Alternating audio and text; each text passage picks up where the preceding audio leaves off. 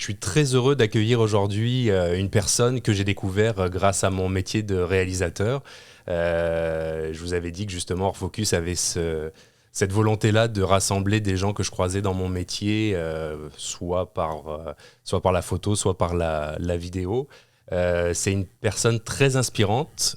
Bonjour Pierre-Luc Cartier. Allô Nicolas, merci de me recevoir à ton podcast. Je suis content d'être là, ouais. C'est gentil d'avoir accepté l'invitation. Je dis pour ceux qui nous écoutent qu'on se découvre aujourd'hui en fait. On s'est parlé plusieurs fois. Tu viens de réaliser un film sur le marathon en fait, sur l'Ultra Trail, réalisé par mon ami et complice Anthony Cloutier. Donc c'est comme ça qu'on s'est croisés tous les deux. Et tu es une personne vraiment très inspirante. Les gens qui te connaissent le savent déjà. Ceux qui ne le savent pas encore vont le découvrir à travers notre podcast, j'espère, aujourd'hui. Et donc, merci d'être venu à Montréal juste pour qu'on se retrouve. Ça me fait plaisir, oui. Donc, tu es un marathonien. Tu fais de la course à pied depuis très longtemps. Tu as participé à l'Aricana, l'UTHC cette année. Ton parcours est spécial parce que tu es né avec une malformation cardiaque. Donc tu as grandi avec ça et ça t'a obligé à subir plusieurs opérations chirurgicales de haut niveau quand même là. Mm-hmm. Première question, comment tu vas aujourd'hui? Je vais bien. Évidemment, parce que aujourd'hui, je suis capable de courir. C'est sûr que je reste quand même avec un suivi en cardiologie qui est serré. Je peux pas me lancer dans n'importe quel défi avant d'en parler à ma cardiologue. Donc, mais somme toute, c'est sûr que quelqu'un qui me croise dans la rue, je suis pas... j'ai pas l'air d'un gars malade, puis j'ai pas... disons que j'ai surmonté l'état dans lequel je me suis déjà retrouvé par le passé. Puis aujourd'hui, écoute, tu viens de dire que je suis marathonien, ça me fait encore drôle de me faire appeler marathonien. T'as fait ton premier marathon, t'es un marathonien? Oh oui, non, clairement, c'est quelque chose que j'ai barré de ma liste. Mais voilà, je me suis jamais nécessairement considéré comme un marathonien ou en tout cas quelqu'un qui faisait partie de cette catégorie de personnes-là qui se lancent dans des défis de haut niveau sportif. Bon, tu l'as dit, moi, on m'a diagnostiqué avec une maladie cardiaque assez tôt dans ma vie. Là. Ça a été fait, en fait, même à quelques jours de vie, là, où on m'a diagnostiqué avec il faut que je le dise comme il faut, c'est une CIV, une communication interventriculaire. Bon, là, c'est un terme technique là, que le monde peut tout de suite oublier. Là. En fait, j'avais un trou entre les ventricules.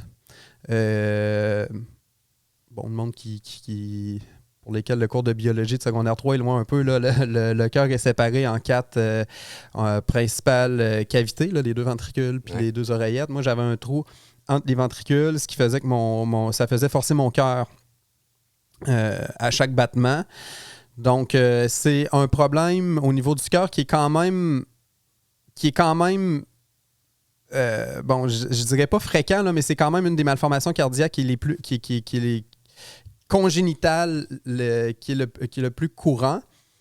Donc, c'est une situation qui est quand même bien maîtrisé au Canada. Donc, c'est... moi, à l'époque, je crois qu'aujourd'hui, ils sont capables de réparer ça par cathéter. Donc, même aujourd'hui, je pense qu'ils sont même pas obligés, là, tout dépendant, la CIV se trouve où dans le cœur. Là, je pense qu'ils sont même plus obligés d'ouvrir le thorax, là, ce qui n'était pas le cas, moi, à mon époque. Là. Ça a quand même beaucoup évolué. Ouais, c'est ça a évolué. On peut dire que tu as 33 ans. J'ai 34, ouais. Tu as 34 ans. Ouais. Donc, c'est arrivé quand même. Je pense qu'au niveau cardiaque, effectivement, ça a bien évolué en chirurgie. Oui, c'est ça, exactement. Donc, moi, je me suis fait opérer. Ma première opération, je l'ai eue à l'âge de 6 ans. Ils sont allés réparer la CIV. Malheureusement, à cette époque-là, en m'ouvrant, ils ont découvert une autre malformation au niveau de mon cœur. Là. J'avais un trou au niveau de mon aorte, de ma valve aortique, qui est la grosse veine qui pousse le sang à l'extérieur du cœur. À l'extrémité de cette veine-là, là, vraiment à la sortie du cœur, il y a une valve qui est séparée en 3 feuillets qui empêche un retour de sang au cœur. Moi, la mienne était séparée en 2 feuillets et demi. Donc ça fait quoi concrètement? C'est que tu as toujours trop de sang qui revient au cœur ou qui... Oui, concrètement, exactement. Fait que, il y avait un retour de sang qui, à l'époque, n'était pas suffisant pour que je sois réopéré là, dans un avenir proche là, à mon opération de 6 ans. Mais en fait, si on va repartir, puis je veux pas tomber dans des termes trop techniques parce que le médical, ça peut comme rapidement devenir technique, là, puis on peut perdre le monde. Là. Mais bon, quand ils m'ont ouvert à l'âge de 6 ans, ils sont allés réparer ma CV. C'était le docteur Cartier à l'époque qui a fait ça. Ils ont découvert une autre malformation. Il est allé réparer cette pièce-là. Donc, lui a fait une réparation. C'est expliqué dans le documentaire. Là. Puis, bon, ils ont dit on va voir comment ça va évoluer. Malheureusement, à 25 ans, ils se sont rendus compte que le trou au niveau de mon aorte s'était empiré. Là, j'étais rendu vraiment avec un retour de sang qui était important. Puis un retour de sang au cœur, ça fait grossir le cœur. Donc moi, j'avais un immense cœur quand ils m'ont opéré à 25 ans. Okay. Puis ça s'est fait de façon très, très, très progressive. Donc, je ne l'ai pas senti. C'était un peu la particularité du cœur, là, c'est que le cœur compense au niveau mécanique quand il y a une malformation.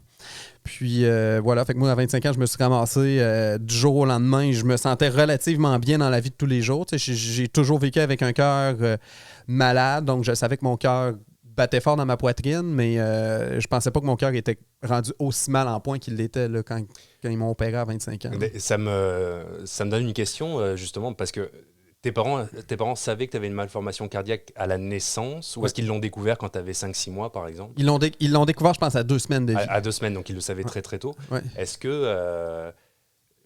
tu dis que tu sentais rien, toi, spécifiquement, mais est-ce que eux t'ont surprotégé, par exemple? Comment ton enfance, ça a été comment? Est-ce que tu courais partout? Est-ce qu'on te disait, non, attention, fais pas ça parce que... Comment t'as grandi, en fait? Non, puis tu sais, en fait, c'est quelque chose que je me rends compte qu'aujourd'hui... Je me rends compte aujourd'hui en ayant un gars à la maison, j'ai un gars de 2 ans et demi, puis tu sais, je me rends compte que mes parents ont été bons pour pas me surprotéger, puis j'ai jamais senti, avant 25 ans, vraiment que j'étais malade du cœur. J'ai été un gars super sportif. Bon, c'est sûr que quand on est malade du cœur, on n'est pas le gars en forme de la gang, tu sais, c'est ça que je te dis au début du podcast. Moi, je me suis jamais vraiment considéré comme un gars qui pouvait se lancer dans des défis sportif soutenu, important. Par contre, le snowboard a fait longtemps partie de ma vie. J'ai vraiment été la mode snowboard de fin des années 90, début des années 2000. Là, moi, ça a vraiment comme façonné ma jeunesse, le snowboard. Fait que je faisais de la planche à neige l'hiver, du skateboard l'été. Bon, quand j'allais faire, mettons, du vélo de montagne avec du monde, ben bon, là, c'est sûr que j'étais le gars qui restait en arrière, tu sais, parce que... Tu sentais quand même que tu pouvais pas forcer comme les autres forçaient, en fait. Et voilà. Ouais. Et voilà. Mais je me suis toujours tenu avec du monde sportif. Puis tu sais, on est...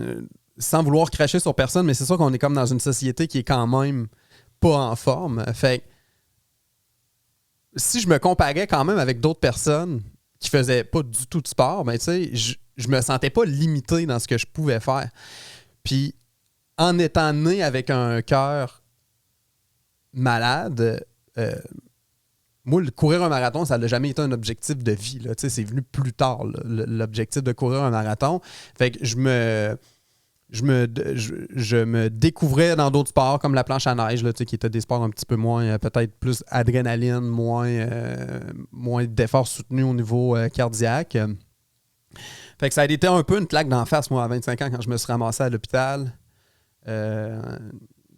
Mais avant ça, ton adolescence, par exemple, à la maison, quand tu partais faire du vélo avec ton frère, par exemple, est-ce qu'il y avait toujours une petite lumière chez toi, parce que t'entendais tes parents dans ta tête qui te disaient quand même... Est-ce qu'il y avait cette précaution-là ou vraiment pas?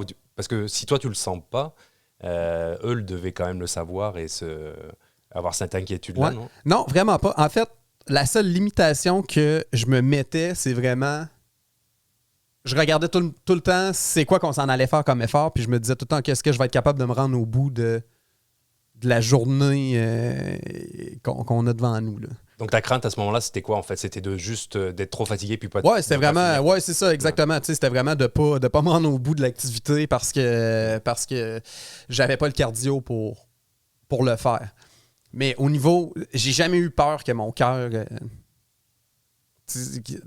j'ai jamais eu peur d'avoir un problème cardiaque, mettons justement dans une trail de vélo. Mais si je me avec du recul aujourd'hui, je me rends compte que, tu sais, mettons, à l'école, j'étais le gars pas en forme, là. Tu sais, j'étais pas capable de suivre mes amis, mettons, si on allait faire justement de la course, tu sais, pendant les cours d'éducation physique, je me fatiguais super rapidement. Mais une crainte au niveau cardiaque de dire mon cœur peut me lâcher, ça, je l'ai jamais eu. Avant 25 ans, je l'ai jamais eu. Est-ce que le monde se moquait de toi à cause de ça ou il n'y avait pas de différence? Non, toi, tu le savais, eux le savaient pas nécessairement à l'école ou il n'y avait pas... Non, c'est ça, tu sais. Puis comme je te dis, je veux dire, on est quand même dans une société, je pense, où il y a une partie de la population qui ne font pas vraiment de sport. Puis, tu sais, il y a du monde qui ne sont pas en forme, mais qui n'ont pas de problème cardiaque. Fait que je me retrouvais un peu dans cette catégorie de monde-là, tu sais, qui sont pas en forme. Puis même, tu sais, pendant mon adolescence, je prenais un peu ça avec un grain de sel. Bon, la santé, on la prend un peu toute pour acquis quand on l'a. Puis vu que je me développais dans d'autres sports, comme le snowboard, ou des sports un peu plus extrêmes, ben finalement, moi, ma santé cardiaque, je savais que j'avais un problème au cœur, mais je l'ai jamais ce problème-là, je l'ai jamais mis de l'avant dans ma vie. Mais voilà.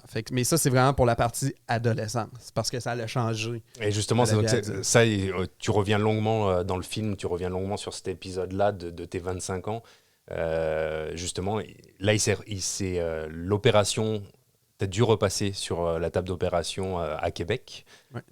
Et là, ça a été une opération quand même beaucoup plus compliquée, beaucoup plus complexe. Ouais. En fait, je l'expliquais tantôt, là, à 25 ans, OK, si on part du début, je me sentais tellement bien pendant mon adolescence. Moi, j'étais supposé de faire des suivis annuels à l'hôpital. Puis, bon, au début de l'âge adulte, les parents se détachent un peu de notre vie. Puis là, moi, je tombais qu'il fallait que ça soit moi qui appelle l'hôpital pour faire mes suivis. Puis moi, là, entre, mettons, 22 puis 25 ans, j'ai arrêté de faire mes suivis en cardiologie. Ce qui a amené au fait que mon cœur s'est détérioré pendant ces années-là. Puis quand je suis retourné à 25 ans à l'hôpital, là, ils se sont rendus compte que mon cœur était rendu énorme. La fuite que j'avais au niveau de mon aorte était rendue importante. Il fallait que je me fasse réopérer. Puis quand je me suis fait réopérer, en fait, là, ma première opération, elle a été cédulée le 31 mai 2013. Je suis repassé sur la table d'opération. Mon cœur était mal en point. Donc, la première opération qu'ils étaient supposés de faire, qui était une procédure de Ross, ils ont décidé de ne pas la faire, finalement. Là, ils étaient supposés d'aller changer une pièce dans mon cœur. Finalement, ils ont décidé de réparer la pièce qui était là. Fait que c'était une opération qui était moins soutenue, qui était moins longue à faire. Mais mon cœur était tellement mal en point. En fait, je me rappelle qu'il avait peur que mon cœur ne reparte pas s'il me faisait la procédure de Ross qu'il était supposé de faire. Fait que moi, je me suis réveillé aux soins intensifs la semaine d'après. C'était une bonne nouvelle parce que j'avais une plus petite opération. Puis mon chirurgien était content. En fait, tout le monde était content autour de moi. J'avais une plus petite opération. Il n'avait pas changé de pièce. Mais 4 jours après mon opération, je passe un échocardiogramme. J'étais encore hospitalisé à ce moment-là. J'étais à peut-être 48 heures de quitter l'hôpital. Puis je passe un échocardiogramme. Puis à ce moment-là, ils se rendent compte que la réparation qu'il avait fait au niveau de mon cœur avait tenu, mais mon cœur a déchiré. Une autre part. Oui, c'est ça. Probablement, justement, parce que les tissus étaient rendus tout étirés. Puis, donc, je me suis retrouvé à être passé sur la table d'opération. Le 31 mai, c'est un vendredi. Le mercredi, on me dit que l'opération n'a pas fonctionné, qu'il va falloir que j'ai une autre opération. Et puis, le vendredi d'après, donc une semaine jour pour jour, je suis repassé une deuxième fois sur la table d'opération. En sachant que mon cœur était mal en point, en sachant qu'il ne m'avait pas fait une procédure de Ross parce que il avait peur que mon cœur ne reparte pas. Puis là, je me retrouve une semaine, jour pour jour plus tard, accoudé au pied du mur. Et comment tu le vis à ce moment-là? Est-ce que difficilement, là. Difficilement, parce que quand même, on parle souvent juste de l'opération, mais il y a quand même toute une préparation mentale à l'opération. Là. Moi, je pense que je me suis fait opérer au mois de mai, mais c'était depuis le mois de février que je savais qu'il allait avoir une chirurgie cardiaque qui allait s'en venir au courant de l'été. Fait que ça vient quand même avec une préparation mentale. Puis quand tu te fais appeler pour te dire, OK, là, ta date d'opération, ça va être dans 4 jours, tu sais, ils t'appellent comme une semaine avant pour te dire, bon, là, c'est vendredi que ça va se passer, bon, faut que tu arrives à l'hôpital à telle heure, puis là, tu as tout un espèce de rituel à faire préopératoire pour te préparer à l'opération. Puis, tu penses à la convalescence. Moi, j'avais 25 ans à l'époque, là. Fait que je savais que mon été de 25 ans, que ça allait être un été à refaire ma santé, un été de convalescence. Moi, j'avais hâte. J'étais un gars actif. Moi, j'avais hâte de me remettre sur pied. Puis j'avais comme une stratégie dans ma tête. Je me disais, moi, c'est pas vrai que je vais rester dans mon lit. C'est pas vrai que je vais rester à l'hôpital longtemps. Je me remets sur pied rapidement après mon opération. Puis quand tu t'ouvres les yeux dans la salle de réveil après ton opération, tu es content parce que là, l'opération est passée. Pour toi, c'est fait, ouais. Ouais, c'est ça. Fait que là, c'est comme, OK, c'est quoi la prochaine étape? Tout va bien, on se remet sur pied, on recommence à vivre, puis avec tout ce que ça implique de se relever d'une chirurgie cardiaque. Moi, quand le mercredi, ils me disent ça n'a pas fonctionné, il faut recommencer. Puis là, je le savais que mon cœur était mal en point, puis qu'il s'en allait faire l'opération qu'il n'avait pas voulu me faire une semaine avant. Et là, le délai entre les 2 opérations, c'est parce qu'il faut que ton corps prenne un peu de temps pour se reposer, ou est-ce que c'était... Pas du tout. En fait, je pense vraiment que c'est... faut me rentrer dans la cédule de l'hôpital. Moi, mon chirurgien est rentré dans ma salle, dans ma chambre sur l'étage de l'hôpital Laval. Il est venu s'asseoir avec moi. Il me dit, OK, c'était jeudi. Il dit, là, ce soir, tu t'en vas dormir à la maison, puis demain matin... on reprend ça, puis là, je te fais une procédure de Ross, puis fait que ça vient avec une panoplie d'inquiétudes. Mm-hmm. Tu sais, bon, à ce moment-là, je me rappelle d'avoir fait un souper avec mes parents, je me rappelle de...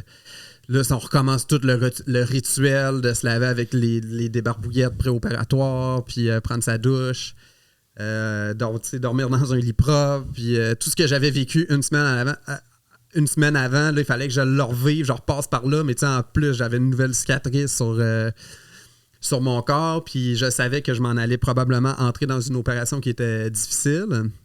Cette semaine-là, tu l'as passé chez toi ou tu l'as passé à l'hôpital? Ils t'ont gardé en... Non, t'es retourné... En fait, je suis resté à l'hôpital, je me suis fait opérer le vendredi, donc samedi, dimanche, lundi... C'est le mardi ou le mercredi qu'ils ont passé mon écho, là, puis qui se sont rendus compte qu'il fallait qu'ils reprennent l'opération. Puis la nuit du jeudi au vendredi, mon chirurgien m'a donné un congé d'hôpital. Il dit, là, tu pars, tu t'en vas dormir dans ton lit. Puis, ce qui est bien, là, parce qu'on dort pas bien à l'hôpital. Puis, je pense qu'il voulait que je sois dans mes affaires. Mais le vendredi, tu sais, genre, je me réveille, puis on rentre au bloc opératoire, là. Puis, c'est quelque chose qu'on pense pas nécessairement, mais... Comment on rentre dans un bloc opératoire, c'est pas tout le monde qui va avoir à vivre ça, mais quand même rentrer au bloc opératoire sur l'étage des chirurgies cardiaques, c'est pas une belle expérience, là. Moi, je me rappelle d'avoir passé les portes en fer marquées bloc opératoire, puis donner tes choses donner ton linge à l'infirmière, puis bon, là, tu sais, avoir l'équipe qui te prépare pour rentrer dans la salle d'opération, puis c'est un rituel que je me rappelle très, très bien. Puis moi, ma dernière opération, j'ai l'anesthésiste. Je vais répéter des choses que je dis dans le film, mais c'est parce que moi, ça m'a marqué. J'ai l'anesthésiste qui est en train de me rentrer l'aiguille dans le bras pour m'endormir. Puis j'ai mon chirurgien qui est au-dessus de moi, puis je dis, je la sens pas, cette opération-là. Tu sais, je savais que ça allait probablement être difficile pour eux, là. Je savais que je rentrais dans une grosse journée d'opération. Ouais. Là, t'as un mauvais feeling à ce moment-là. Ouais, à ce moment-là, j'ai un mauvais feeling, avec raison. Tu sais, j'avais plein de signes qui me disaient que ça allait être une opération qui allait pas être facile. Puis, comme de fait, ça a été une opération qui a été difficile au niveau de l'opération, mais aussi tout le post-opératoire qui a été difficile après ça de me relever de cette opération-là. Mais il s'est quand même passé plusieurs choses pendant cette journée-là. Moi, j'étais endormi, je ne l'ai pas vécu. Je pense que ça a été une journée qui était comme plus difficile à vivre pour mes proches, là.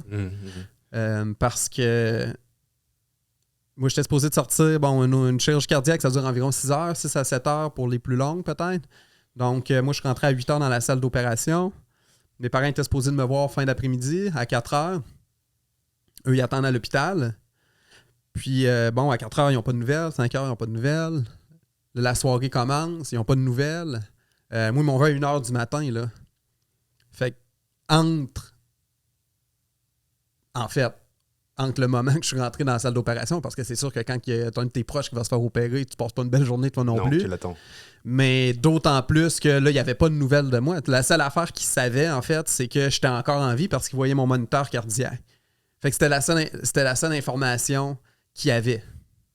Mais ma mère l'a dit dans le documentaire, elle a dit, à un moment donné, ils se sont dit, ils le tiennent en vie artificiellement, puis il y a quelque chose qui est en train de se passer parce que... Ils veulent pas nous dire encore... Ils veulent pas nous le dire, mais c'est sûr que quand il est rendu 10h le soir, puis t'es supposé de l'avoir vu, tu sais, ça fait 6 heures que t'es supposé d'avoir vu ton gars, puis qu'il n'est pas encore arrivé, c'est difficile à vivre probablement pour les proches. Puis, une chose qui a été difficile aussi pour eux, qui n'est pas racontée dans le documentaire, mais c'est qu'ils m'ont sorti plusieurs fois de la salle d'opération. Fait que moi, ils disaient à mes parents, OK, là, vous allez le voir. Puis, genre déchiré au niveau du cœur. Fait qu'il m'a rentré en salle d'opération, il m'a rouvrait. Il allait leur faire des points de suture. Puis c'est arrivé plus qu'une fois là, que mes parents pensaient me voir, puis ils leur ont dit « OK, non, ça va aller à plus tard. OK, non, ça va aller à plus tard. » Fait qu'à 1h du matin, ils leur ont ouvert une petite chambre sur l'étage aux soins intensifs, là, une petite chambre qui est faite pour accueillir les familles. Puis là, ils ont vu mon chirurgien, puis là, il a demandé « Bon, voulez-vous la version longue ou vous voulez la version courte? » Et quand tu es retourné après l'opération, quand finalement, tu t'es pas vraiment réveillé, toi, puisqu'ils t'ont gardé encore dans un espèce de... c'est pas un espèce, enfin un coma artificiel. Ouais. Ben, c'est pas un coma parce que c'est pas dû à un traumatisme. Je pense qu'en termes médicaux, le coma, c'est plus dû à... Moi, je dis coma dans le film parce que moi, c'est toujours la façon... Comme ça que tu l'as vécu, mais... Ouais, c'est ça. Puis ça a été aussi la façon, je pense, simple de me le présenter quand je me suis réveillé. Là. Mais ils m'ont en fait gardé sous sédation pendant une semaine. Fait que je me suis réveillé le vendredi après mon opération. Fait que moi, ça faisait une semaine en fait que je dormais quand je me suis ouvert les yeux pour la première fois. Est-ce que tu as des souvenirs de toute cette semaine-là? Est-ce que tu as des flashs qui te reviennent maintenant avec du recul? Est-ce que... Ouais, très flou. Je me rappelle de la fois qu'ils m'ont réveillé. Je me rappelle de la fois qu'ils m'ont réveillé. Mais... Bon, là, j'avais vraiment beaucoup de médicaments qui me tenaient, les médicaments antidouleurs, puis j'étais un peu plugué de partout, là, fait que... quand je me suis réveillé, je me rappelle d'avoir eu ma mère qui me parlait, puis qui me disait t'es à l'hôpital, tu viens de subir une chirurgie cardiaque, tout va bien. Bon, là, elle voulait me rassurer, là, mais bon, tu sais, les médecins sont là, on va prendre soin de toi. Moi, à ce moment-là, mes reins ne fonctionnaient plus.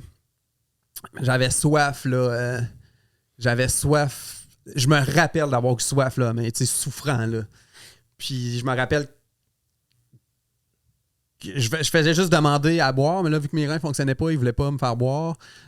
Jusqu'à un moment donné, ils m'ont amené un jus. J'ai calé le jus. Après ça, je me suis rendormi. Mais c'est très flou, là, parce que, tu sais, je le dis dans le film, là, on se réveille pas d'un coma un peu... en tout cas, on se réveille pas d'une sédation d'une semaine comme on voit dans les films, là, où on pense qu'on va s'ouvrir les yeux, puis ça ressemble un peu à comme une... C'est flou 3 minutes et puis ça repart. Ouais, c'est ça, là. Puis là, comme on tire ses fils pour partir de l'hôpital, puis... Mais au niveau émotif, est-ce qu'il se passe quelque chose à ce moment-là? Est-ce que tu es déjà en capacité de réagir en disant ça va être quoi la suite, ou tu es vraiment trop gelé encore pour... Ouais, moi, le premier sentiment que je me rappelle avoir eu, j'ai été fâché contre les médecins. Ça aussi, je l'explique dans le documentaire, mais je comprenais pas ce qui se passait. Je comprenais que j'étais à l'hôpital, que j'avais subi une chirurgie. Puis même s'ils me répétaient que c'était une chirurgie difficile, moi, ça rentrait pas, là. Moi, je voulais retourner chez nous, je voulais tenir le plan de match que je m'étais fait, mais mes reins ne fonctionnaient pas, mon foie ne fonctionnait pas, j'avais une infection au niveau de ma cicatrice, j'avais perdu beaucoup, beaucoup de sang pendant l'opération. Bon, tu sais, moi, l'opération, on n'en a pas beaucoup parlé, mais ils ont passé proche de me mettre un cœur mécanique. Ils ont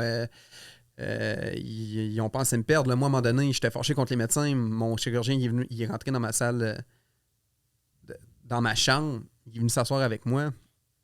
Puis il voyait que j'étais pas content, puis il m'a dit, écoute, moi, il y a un bout de temps que je pensais pas que tu allais sortir de la chambre, là. Fait que là, il dit, prends le temps de relativiser tout ça aussi. Ouais, c'est ça. Puis Ben, tu prends j'imagine. le temps il dit, tout le monde est content de te voir, là. Puis moi, il m'appelait le miraculé sur l'étage. Tout le monde me connaissait. Moi, j'avais plein d'infirmières qui venaient me voir dans ma chambre. Puis il me disait... Fait que c'est ça, il m'a dit,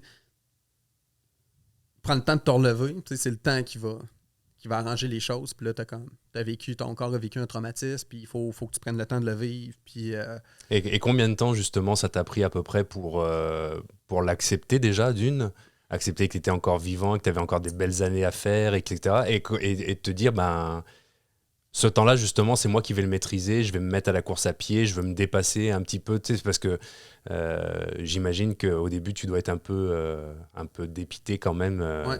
Ça a été long parce que...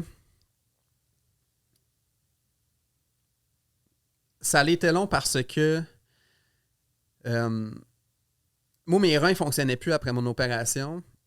Donc, je faisais de la dialyse. Il contrôlait tous les liquides que je prenais. Puis, tu sais, à 25 ans, quand tu as une grippe, là, c'est comme, tu as une grippe, la journée d'après, tu vas un peu mieux. Puis là, au bout d'une semaine, tu reviens, tu vis, tu reprends ta vie. Moi, je remontais pas. Là. Les journées, je me rouvrais les yeux, puis chaque journée était aussi difficile, des fois pire que la veille. Puis, fait que, tu sais, avant de relativiser, puis de me dire, OK, là, je peux reprendre ma vie, ça a pris des mois et des mois et des mois. Juste que mes reins se mettent à fonctionner. Parce que moi, je faisais de la dialyse. Là, j'avais un cathéter de plugger, puis de brancher.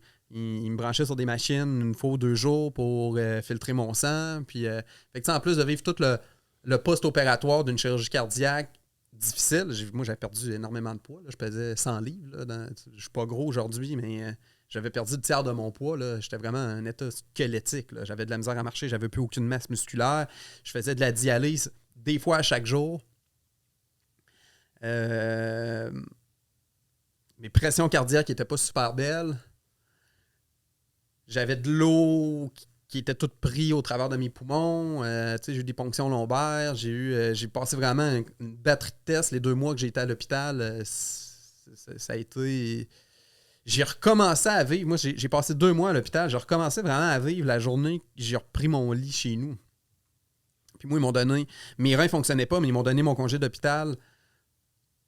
Parce que là, à un moment donné, mon mental est en train de flancher. De lâcher aussi le morceau. Hein. Ouais, parce que je m'attendais pas à vivre ce que j'étais en train de vivre. Là. Moi, j'avais eu aucune préparation mentale. Là. J'ai été comme lâché dans une opération super difficile où j'ai passé proche de mourir. Je me retrouve dans un état squelettique, dans un lit d'hôpital. Qu'est-ce qui fait qu'à un moment, le mental reprend le dessus ? Est-ce que c'est quelqu'un qui te parle à un moment en te disant c'est le moment, ou est-ce que c'est toi, au fond de toi-même, tu as trouvé la force de te dire, bah écoute... Mais je pense pas que c'est un déclic qui se fait comme automatique. Là. C'est pas une pensée qui vient. Moi, ça a vraiment été un processus. Puis, bon, probablement que le monde le vive tout un peu différemment, là, mais moi, ça a été un processus de... J'ai regretté de ne pas avoir utilisé mon corps quand j'étais dans mon lit. Puis ça, je le dis sans gêne. Là. Moi, j'ai regretté de ne pas avoir fait certaines choses. Parce que quand mes reins ne fonctionnaient pas, je ne savais pas s'ils allaient se remettre à fonctionner. J'ai été longtemps dans le... Bon, pas dans le noir, parce que les médecins te donnent quand même un peu de feedback sur ta santé. Mais il n'y a pas un médecin qui va s'avancer à se dire tes reins vont fonctionner dans 2 mois.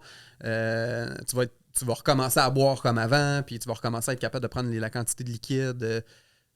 Puis tu seras plus essoufflé. Puis, fait que moi, je me suis retrouvé... Tu sais, quand aller aux toilettes, c'est difficile. En fait, vu que mes reins ne fonctionnaient pas, j'ai resté avec une sonde 1 heure super longtemps. J'étais pas capable de marcher. Fait que... Donc déjà, ça limite beaucoup les activités que tu peux faire la journée, quoi. Oui, mais c'est ça, exactement. Mais là, tu sais, quand aller aux toilettes devient difficile, quand aller aux toilettes devient ton activité dans ta journée, puis que aller aux toilettes, il faut que tu dormes après être allé aux toilettes parce que tu n'as pas d'énergie, puis ça t'a drainé toute l'énergie que tu avais. Tu viens à prendre conscience de tout ce qu'on prend pour acquis au quotidien. Ouais. Les petits gestes simples Les petits gestes simples. Je peux te donner un exemple super simple, mais moi, quand j'ai recommencé à prendre une douche, ça faisait 2 mois et demi que j'avais pas pris de douche parce que j'avais des cathéters partout puis je pouvais pas prendre de douche. Ça faisait 2 mois et demi que je me lavais à des barbouillettes, là. Puis quand la première coup, je suis retourné prendre une douche, resté comme une demi-heure, là. Je me disais, wow, c'est juste prendre une douche. Comment je prenais ça pour acquis. Puis là, à un moment donné, là, on retombe un peu dans la normalité quelques années plus tard. Là, mais, on se réadapte aussi très vite, j'imagine qu'on oublie. Mais tu vois, oui et non. Il y a quand même une volonté de vivre, je pense, qui reste, que j'avais pas avant. Une espèce de flamme que j'ai à l'intérieur de moi qui va rester, je pense, pour le reste de ma vie. Mais le quotidien est long à reprendre, là. C'est cette envie de vivre, justement, est-ce que c'est ça qui t'a poussé vers la course à pied en te disant... Est-ce que tu l'as fait au début comme une espèce de challenge personnel en te disant je suis capable de le faire, ou est-ce que c'était pour prouver aux gens, pas pour prouver, mais de dire aux gens peu importe ce qui vous arrive dans la vie, on est quand même capable de rebondir? Il y a eu de ça. En fait, l'idée de courir un marathon... Tu courais pas avant, hein? Non, je courais pas beaucoup, je détestais la course, mais quand tu cours et t'es essoufflé tout de suite, c'est sûr que t'es pas porté à aller plus loin. aller plus loin. Bon, puis tu sais, moi, si on reprend ça de la base, mes objectifs quand j'étais à l'hôpital, au début, c'était de me rendre à la porte de ma chambre. Puis des fois, je me rendais à la porte de ma chambre, puis il fallait que ma mère me ramène en chaise roulante à mon lit parce que j'avais pas la force de revenir. Fait à un moment donné, là, c'était faire le tour du bloc des infirmières. Fait que là, j'essayais de faire le tour. Des fois, j'étais pas capable. Des fois, il fallait que je m'assoie. Il y a quelqu'un qui me suivait avec une chaise roulante en arrière de moi pour me rasseoir si je tombais, si j'avais plus d'énergie. À un moment donné, je recommence à vivre, on recommence à travailler. En 2017, je pense que c'est en 2017, là, je peux me tromper sur cette date-là, mon frère s'inscrit au marathon de Toronto. Puis mon frère, c'est un gars qui est quand même en forme, là. Il a vraiment une meilleure santé que moi, là. Il s'inscrit au marathon de Toronto. Puis quand il a passé la ligne d'arrivée, il m'a envoyé un message texte, puis il m'a dit « Je suis marathonien ». C'était marqué en lettres majuscules. Puis il y avait moins de monde, je pense, à cette époque-là qui courait. Tu sais, aujourd'hui, marathon, tout le monde veut le faire, en fait. Tout le monde veut le faire, ouais, c'est ça. Mais je pense qu'à cette époque-là, déjà, c'était peut-être un peu moins populaire. Puis je me rappelle que ça m'est resté dans la tête, ce message texte-là. Puis je me suis dit à ce moment-là, peut-être qu'un jour, ça sera moi qui va être capable de dire « Je suis marathonien ». Fait que ça a été un objectif que je me suis mis. Puis, mon frère, il l'avait fait avec un programme d'entraînement qu'il est allé chercher sur Internet, là, style de 12 ou 16 semaines. Là. Fait que moi, je me suis acheté une montre qui venait avec des programmes d'entraînement. Puis, je me suis mis à courir, avoir comme objectif de faire juste 5 km. Puis, après 5 km, OK, je suis peut-être capable de faire 10. Puis, à mon premier 10 km, je me suis dit que jamais j'allais faire de demi-marathon parce que c'était déjà assez. Puis, et là, à ce moment-là, tu sentais que ton cœur répondait bien à l'effort, ou c'était... Au moment que je me suis mis à la course à pied, oui, mais ça m'a pris vraiment beaucoup de temps avant de faire confiance à mon cœur. Là. J'ai déjà fait des crises de panique. Là. En pensant qu'il se passait de quoi. Je me sentais loin de chez nous, je me sentais loin de mon auto, je me sentais loin de... Puis, tu sais, j'ai déjà rebroussé chemin des activités que j'étais en train de faire parce que je pensais que mon cœur allait pas tenir. Là. Mm-hmm. Mais ça, c'est mental, là, tu sais, c'est pas... même si les médecins me disent ton cœur va bien, moi, après mon opération, j'ai été des années à être ultra sensible sur tout ce que mon cœur m'envoyait comme signal. C'est sûr, ouais. La moindre alerte, tu dois l'entendre résonner dans ta tête. Oui, c'est ça, exactement. Ou tu sais, je prenais ma pression 10 fois par jour pour être sûr que ma pression ne montait pas trop. Puis là, à un moment donné, ça vient que ça empoisonne ta vie. Puis moi, je voulais pas vivre une vie comme ça. Puis je voulais surtout pas que ma maladie devienne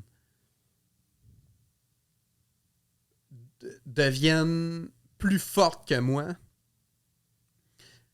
Et c'est un peu facile, tu sais, après avoir traversé une épreuve comme ça, de se dire que ta maladie va prendre le contrôle, ou tu sais, de dire que tu vas te limiter dans ce que tu vas faire. Puis, mais moi, j'avais vraiment pas le goût de ça. Là. Moi, je voulais vivre à 100%. Puis quand même, à 25 ans, il te reste quand même pas mal d'années à vivre. Là, fait que je me suis dit, faut que je combatte ça, cette peur-là que j'ai de toujours être à l'écoute de mon cœur. Puis, fait que j'ai eu J'ai parlé à ma cardiologue, j'ai demandé si c'était réaliste éventuellement que je m'inscrive à un marathon avec l'état de mon cœur. Elle m'a dit, ben oui, mais tu sais, commence par courir un demi.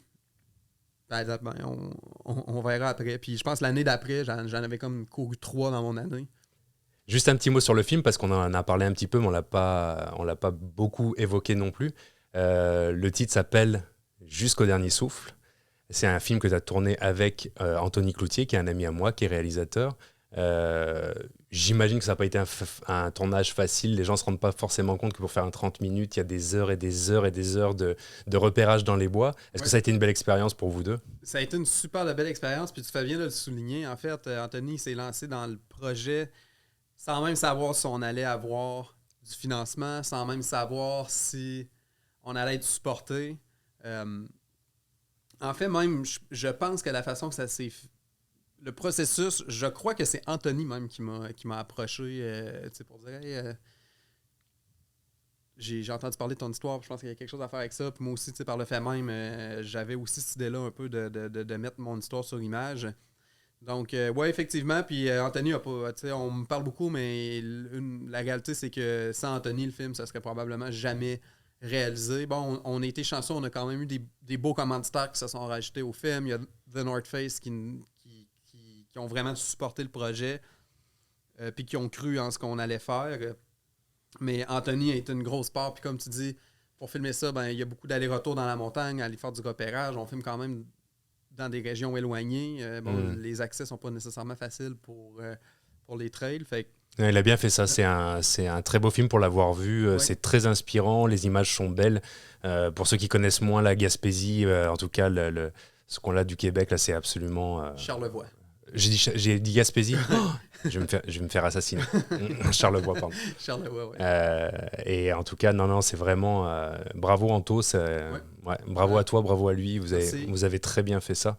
Je sais d'ailleurs que vous avez été sélectionné pour 2 festivals de courts-métrages internationaux qui vont être bientôt là. Donc, je vous souhaite bonne chance. Je vais vous suivre. Le festival est en attente aussi d'autres réponses. Là, fait qu'on a soumis... dans des festivals en Europe, aux États-Unis, puis bon, on est en attente, mais comme tu dis, on a été sélectionné dans 2 festivals européens, en Suisse et en France. Je suis un peu jaloux quand même, je le dirais à Anto de vive voix. C'est bon. En tout cas, un immense merci d'avoir accepté l'invitation. Je suis très heureux de t'avoir rencontré. Moi, je te souhaite bonne chance pour la suite. Tes prochains marathons est bien plus grand que ça. Et j'espère qu'on aura la chance de se recroiser peut-être pour des projets vidéo, pour la suite, quoi. Merci à toi, puis merci de l'opportunité que tu m'as donnée de parler du film, puis de mon histoire, ça me fait plaisir. Merci à tous de nous avoir écoutés sur Hors Focus encore aujourd'hui. C'était un bel épisode, j'espère qu'il inspirera beaucoup de monde comme Karine a inspiré beaucoup de monde. N'hésitez pas à nous envoyer vos commentaires, vos critiques constructives, c'est toujours les bienvenus. Et on vous retrouve très bientôt. Salut Pierre-Luc, merci. Salut, bye. Ciao.